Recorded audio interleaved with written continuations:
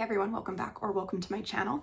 This week's video, I was originally going to do a Father's Day craft, so Dad, if you're watching this, don't worry, we're not spoiling Father's Day this year. Instead, I'm obsessed with something new and I'm going to try it out. So ignore that. That's a different project I'm working on because why not have 10,000 different projects on the go at once? I have like 10 plus different hobbies related to crafts. So anyways, before I start, rambling down the rabbit hole, I recently, as in yesterday, started reading this book. It's called The Killer Isn't Alice. The reason I got it is because I saw it advertised to me a lot on Facebook and Instagram and TikTok and like literally everywhere. And it's a puzzle book, so I was like, that's right up my alley. I love true crime murder mystery. Sign me the fuck up. So anyways, if you don't already know what this book is, it's literally just names, and you go through and you have some clues, and then you have to cross off the names that aren't the killer, essentially. So I have done a bunch of the clues through the first chapter. As you can see, I did a lot of highlighting. So this is all just what I did yesterday, but I'm having a hard time making sure I don't miss names. I've had to go back and highlight different things because I keep missing them. And I think having a bookmark so that I can go down each line, a blank piece of paper would work, but a bookmark is just like a little bit nicer. So I'm gonna show you guys how to make some cute, easy little bookmarks. Did I already make a video on how to make a DIY bookmark? Yes, that was like a year ago and it was a different style. It's like fabric. Do I know where that one went? No, otherwise I'd probably just use that one. But instead today we're gonna be using Canva and digital images, making collages, and then we're gonna print them off ourselves. You can have them printed professionally by Canva. Or you can just, again, print them off on your own printer, which is what I'm going to do. Maybe I'll even try and sync my printer to my Cricut. Haven't had any success with that in the past, but maybe today it'll work. Do I really think so? Probably not. But I don't have very much time to film this video. I cannot tear myself away from this puzzle book, except for to have a little nap on the couch, which is why I look a little bit ruffled. So without further ado, let's get into designing these bookmarks. Okay, so obviously first things first, we're gonna go to Canva. I use this website all the time. Hello, you can see me in the reflection, because I make all of my YouTube thumbnails on here. So what we're going to do is probably just make a custom size thing.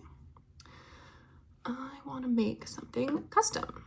And it defaults to pixels, which gross, we're gonna do inches. And we'll do a width of 2 inches and a height of 8.5 because I print on 8.5 by 11 piece of paper.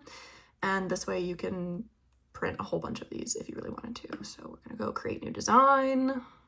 And it's gonna be this long, skinny thing like this. And obviously it knows that we're making a bookmark, so it has some things already populated up here. If you want to make a one-sided bookmark with a plain back, then you have this. If you want to make a two-sided bookmark, which I might do, but just have it like a plain color, I don't know yet, you just hit add page. Did it work? Add page, there you go. And now you have 2. And so one design will be for the front and one design will be for the back. If you're printing a lot of the same bookmark, then that would make sense to do it like the front and back design. I'm going to do just multiple different designs of bookmarks, like a whole collection. So I'm just going to start with one for now and we'll see how it goes. There's been a bunch of controversy online around the phrase hot girls read. So I am not going to buy into that and not use the hot girls read thing just because I don't want to cause any drama for myself. But I am of the position that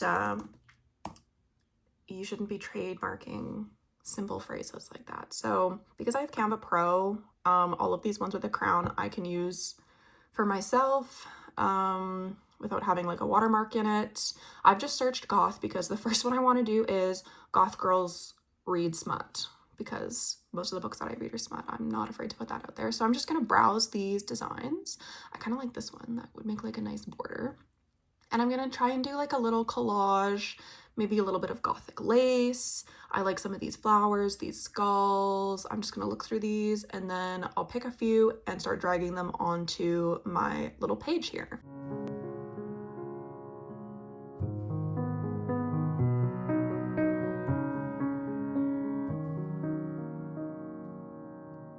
So now I've picked a couple elements that I like, not that you can really see them that well with the canvas this small, but I'm going to duplicate the page because not all of these things make sense together. And then I'm just going to delete the ones that I want for one specific theme on one and then do the opposite for the other.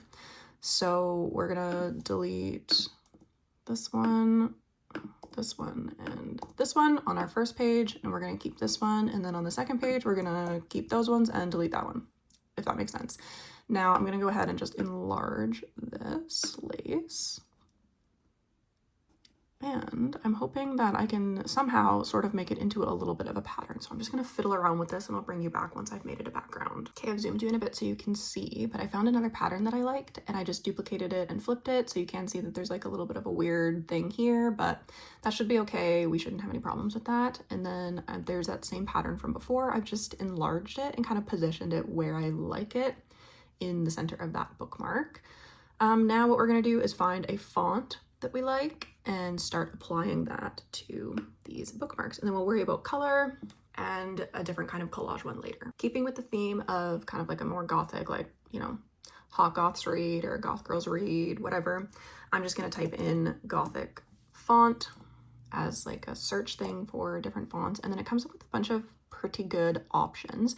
Some fonts actually have obviously goth in the name, which probably relates to something related to the, you know, the typeface or whatever, but I don't particularly know a whole lot about that. So we're just going to sample out a couple different types of texts, fonts, I guess I should probably call them. I'm actually just going to move this down to the one that doesn't have our completed thing so that I can see what the different fonts look like.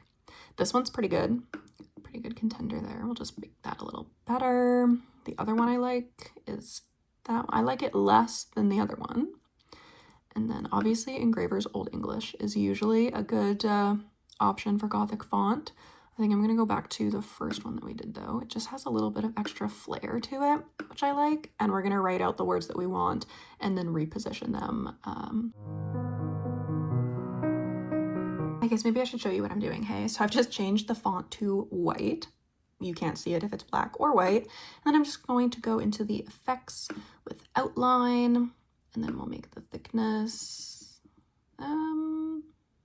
30, sure. And we'll make it black for now. I guess the G doesn't really want to fit in the box now, does it? So we'll have to make the font a little bit smaller here so that the tail of the G doesn't get cut off. Okay, that's better. I actually really enjoy that. I am going to make the border a little bit thicker though. Let's go with 50.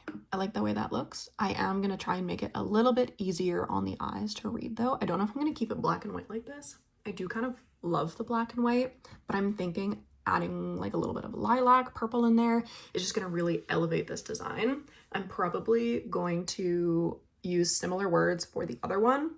So I'll bring you back once I've fleshed out the design a little bit more. Okay, so I ended up not liking the other one. It was just a little bit too busy. So this is what we've ended up with.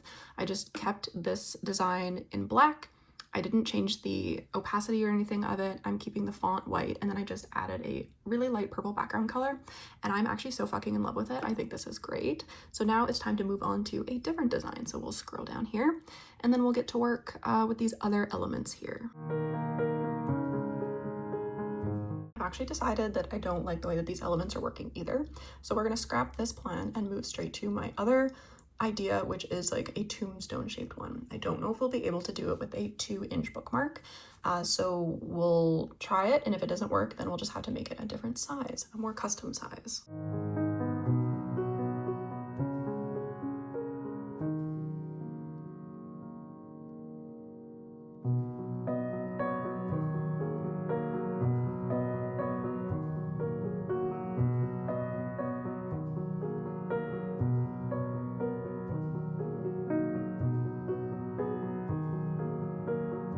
Okay, so maybe you enjoyed that cinematic, maybe you didn't, but here's the second design. It says, "Here lies the last page I read."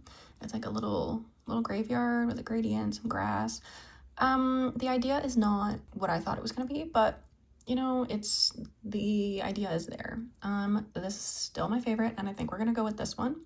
But this was just to show you that you can, with a couple simple elements from Canva, you can design your own bookmark. And now I'll show you how we're going to print them out and make them our own. So before printing, because I want 2 sides to my bookmark, I've just duplicated the page that we want.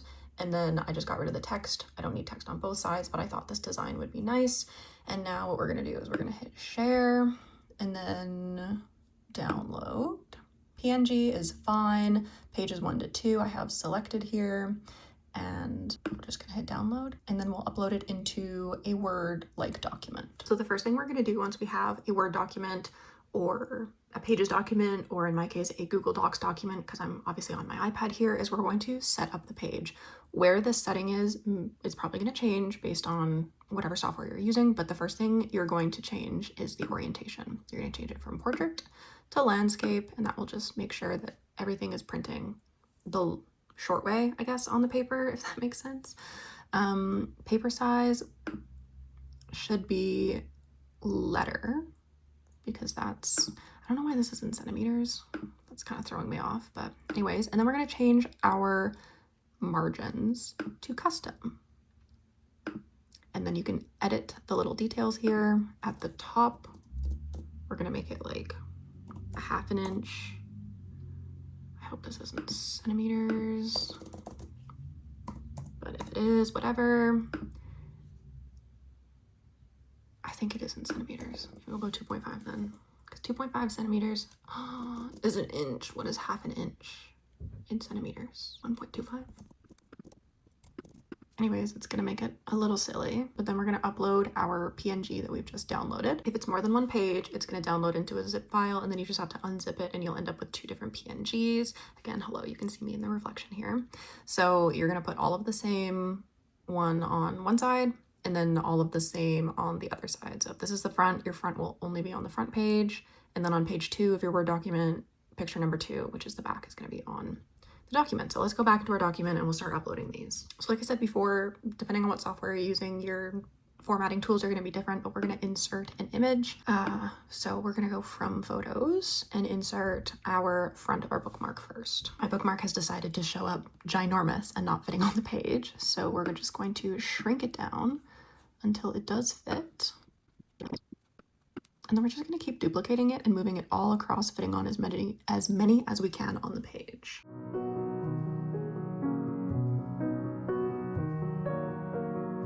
Okay, this is as many bookmarks fits across on my page, which is 5, which is fine. So now we're going to somehow duplicate this page and then paste in our other image for the back of the bookmark. Okay, that was actually significantly less painful than I thought it was going to be. But now your bookmarks should be exactly lined up front and back.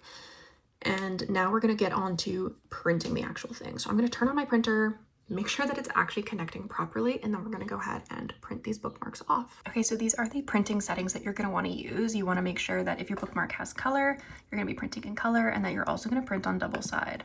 Now, if you have your page on landscape like I do, and you don't have bookmarks that go all the way to the edge equally, you're going to want to make sure that your double-sided is on, but not on the short edge, because on the short edge, we'll flip it this way instead of this way. So we want everything to be flipped the long way so that there's no weird overlapping. And then just make sure your paper size is the same as what you want it to be.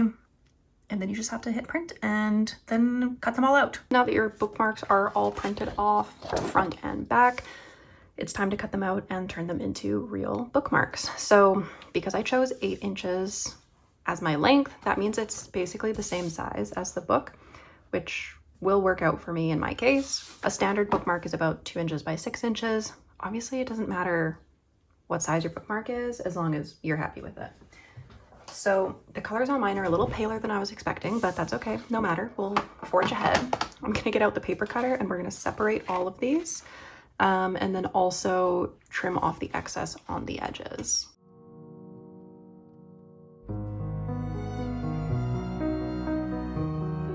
Once your bookmarks are all cut out, you can stop there, or you can go ahead and add like a tassel around the corners, put on like a clear, shiny top coat. I don't know what the word for that, but like paper-wise is. I'm gonna go ahead and do a couple different things because I have 5 of the same bookmark. Obviously, I don't want 5 of the same, so we're gonna spice them all up, and then I'll show you the finished results when I come back. Okay, and here are the finished results. As you can see, some of them look different than the other ones. This one, I kept full length around at the corners. This one, I didn't do anything to. It's full length square corners. This one I rounded the corners and added a tassel. I actually just happened to have this tassel laying around, so that's kind of wild. This one I shortened the bottom, left the top the same size, and then added a hole punch, so you can just imagine that tassel there. And then this one I trimmed down both sides and rounded the corners on it. So this is more of like a traditional length bookmark. It's just under 7 inches long. I think they're fantastic. I will say I do prefer the shorter length of bookmark, so now I know that for next time. And if you've watched this whole video, now you know as well. So yeah, this is like the easiest way to make your own bookmarks out of literally whatever subject material you want. And then you can use them in your books just like that. Perfect. Obviously, if you have one with a tassel, then the tassel hangs out the top and you know where it is. Anyways, I hope you enjoyed this video. If you did, make sure to leave a like, comment down below, subscribe to my channel. I post new videos on Mondays or Wednesdays, or kind of whenever I have time, usually about twice a month. So I hope you have a lovely week, and I will see you all in the next video.